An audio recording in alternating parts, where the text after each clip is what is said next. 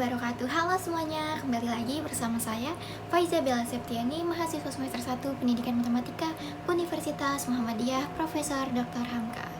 Nah, di sini saya akan menjelaskan sedikit materi mengenai teori-teori pendidikan nih kepada teman-teman semua. Kira-kira kalian tahu nggak sih apa itu teori pendidikan? Ternyata teori pendidikan itu terdiri dari dua kata loh teman-teman, yaitu teori dan pendidikan, yang masing-masing dari kata tersebut memiliki makna tersendiri. Nah, sehingga kita dapat simpulkan nih teman-teman bahwa teori pendidikan itu adalah teori yang digunakan dalam proses belajar mengajar. Salah satu penerapan teori belajar yang paling terkenal adalah teori dari John Dewey, yaitu teori learning by doing. Dari beberapa konsep pendidikan yang sudah dijelaskan tadi, ternyata ada beberapa sudut pandang keilmuan mengenai pendidikan nih teman-teman. Yang pertama, sosiologi. Memandang pendidikan dari aspek sosial, yang mengartikan pendidikan sebagai usaha pewarisan dari generasi ke generasi. Yang kedua, antropologi. Memandang pendidikan sebagai enkulturasi atau proses pemindahan budaya dari generasi ke generasi. Atau dapat kita artikan pendidikan di sini sebagai usaha pemindahan pengetahuan dan nilai-nilai kepada generasi berikutnya. Yang ketiga, psikologi. Memandang pendidikan dari aspek tingkah laku individu, atau dapat kita artikan pendidikan di sini sebagai perkembangan kapasitas individu secara optimal. Yang keempat, ekonomi, yang memandang pendidikan sebagai usaha penanaman modal insani atau human capital yang dapat meningkatkan pertumbuhan ekonomi suatu bangsa. Yang kelima, politik, yang melihat pendidikan dari proses menjadi warga negara yang diharapkan atau civilisasi sebagai usaha pembinaan kader bangsa yang tangguh. Nah, selanjutnya kita udah masuk ke dalam teori inti nih teman-teman. Ternyata ada 4 teori pendidikan loh. Yang pertama ada teori pendidikan klasik atau classical education. Terdapat 3 poin penting dalamnya. Yang pertama itu ada teori pendidikan klasik berlandaskan pada filsafat klasik seperti perennialisme, esensialisme, dan eksistensialisme, yang memandang bahwa pendidikan berfungsi sebagai upaya memelihara, mengawetkan, dan meneruskan warisan budaya. Yang kedua, dalam teori pendidikan klasik lebih menekankan pada isi pendidikan daripada proses atau bagaimana mengajarkannya. Isi pendidikan tersebut diambil dari disiplin-disiplin ilmu yang telah ditemukan oleh para ahli terdahulu. Yang ketiga, dalam prakteknya, tugas guru dan pengembang kurikulum adalah memilih dan menyajikan materi sesuai dengan tingkat perkembangan peserta didik. Teori pendidikan personal atau personalized education. Terdapat 2 poin penting nih dalamnya teman-teman. Yang pertama ada teori pendidikan pribadi. Ini bertolak dari asumsi bahwa sejak dilahirkan, anak-anak telah memiliki potensi-potensi tertentu. Pada dasarnya pendidikan harus dapat mengembangkan potensi-potensi yang dimiliki peserta didik dengan bertolak dari kebutuhan minat peserta didik.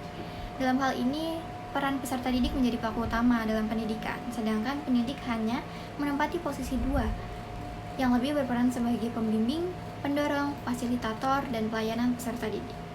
Sehingga teori pendidikan pribadi ini menjadi sumber bagi perkembangan mode kurikulum humanis, yaitu suatu mode kurikulum yang bertujuan memperluas kesadaran diri dan mengurangi kerengganan dan keterasingan dari lingkungan dan proses aktualisasi diri. Kurikulum humanis merupakan reaksi atas pendidikan yang lebih menekankan pada aspek intelektual atau kurikulum subjek akademis. Ketiga ada teknologi pendidikan. Terdapat 4 poin penting nih di dalamnya teman-teman. Yang pertama, dalam teknologi pendidikan yang lebih diutamakan adalah pembentukan dan penguasaan kompetensi atau kemampuan-kemampuan praktis, bukan pengawetan atau pemeliharaan budaya alam.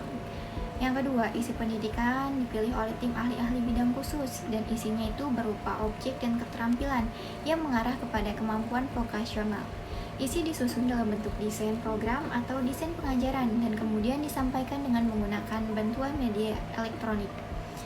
Dan di sini peserta didik harus belajar secara individu sehingga peserta didik harus berusaha semaksimal mungkin untuk memahami pola-pola kegiatan secara efisien.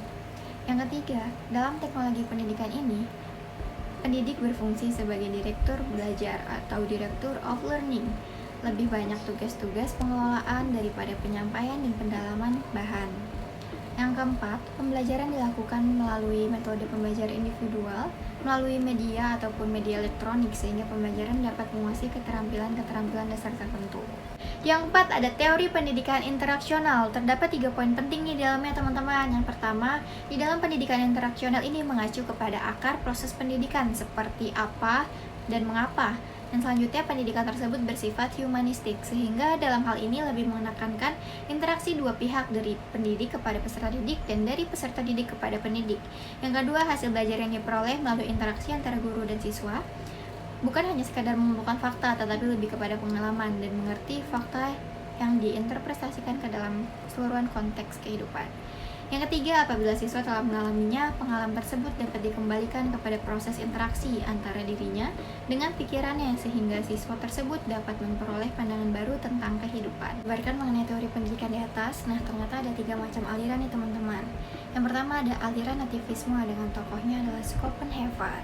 Ia mengatakan bahwa pendidikan mempunyai peranan yang penting. Tidak ada gunanya jika orang mendidik kalau bakat anak memang jelek. Sehingga pendidikan diumpamakan dengan mengubah emas menjadi perak adalah sesuatu hal yang tidak mungkin. Yang kedua ada aliran empirisme dengan tokoh John Locke. Ia mengatakan bahwa pendidikan itu perlu sekali. Teorinya yang terkenal dengan istilah teori tabula rasa, yang mengartikan bahwa kelahiran anak diumpamakan sebagai kertas putih bersih yang dapat diwarnai setiap orang atau penulis. Dalam konteks pendidikan, warna ini ditujukan kepada anak didik. Yang ketiga ada aliran konvergensi dengan tokoh William Stern. Aliran ini mengakui kedua aliran sebelumnya. Oleh karena itu, pendidikan sangat perlu, namun bakat atau pembawaan yang ada pada anak didik juga mempengaruhi keberhasilan pendidikan.